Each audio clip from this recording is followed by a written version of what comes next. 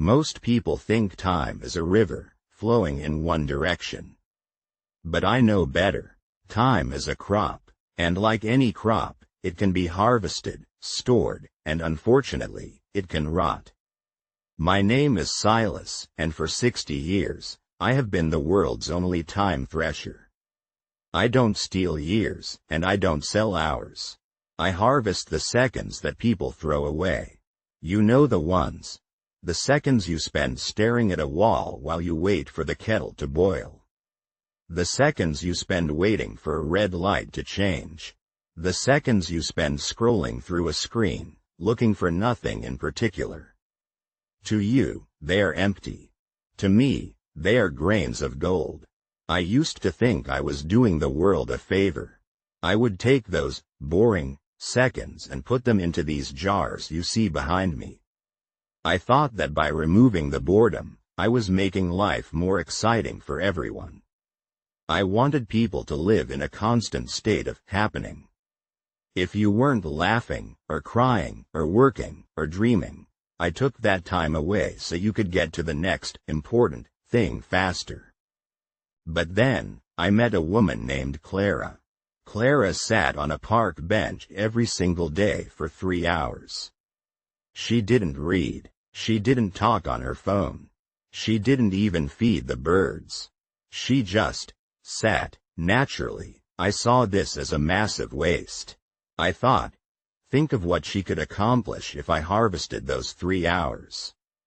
She could write a book, she could learn a language, she could travel. So, I set my thresher to her frequency. I harvested her silence. I took her stillness. I made her life a blur of constant action. She moved from her home to her job to her bed with the speed of a lightning bolt. She was the most productive person in the city. She accomplished more in a week than most do in a year. I went to see her a month later, expecting her to thank me for the gift of speed. But when I found her, she looked like a ghost. Her eyes were wide and frantic. She grabbed my arm and whispered, "Silas, make it stop. I've done everything, but I've felt nothing. I remember the tasks, but I don't remember the air. I don't remember the way the sun felt on the bench. I have all this progress, but I have no soul." That was the day I realized the most terrifying truth of all. The boring seconds aren't the gaps between life. They're the life. Those empty moments are the soil that the big moments grow in. Without the quiet, the noise has no meaning. Without the wait, the arrival has no joy.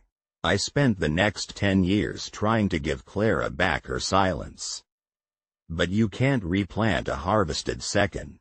Once it's gone, the space it occupied turns into a vacuum. Now, I sit here in this room, surrounded by billions of stolen seconds, and I realize I am the poorest man on earth. I have all the time in the world, and yet, I have no life at all, because I never learned how to just wait. So, if you're watching this, and you're feeling bored, or you're waiting for something to happen, don't wish that time away.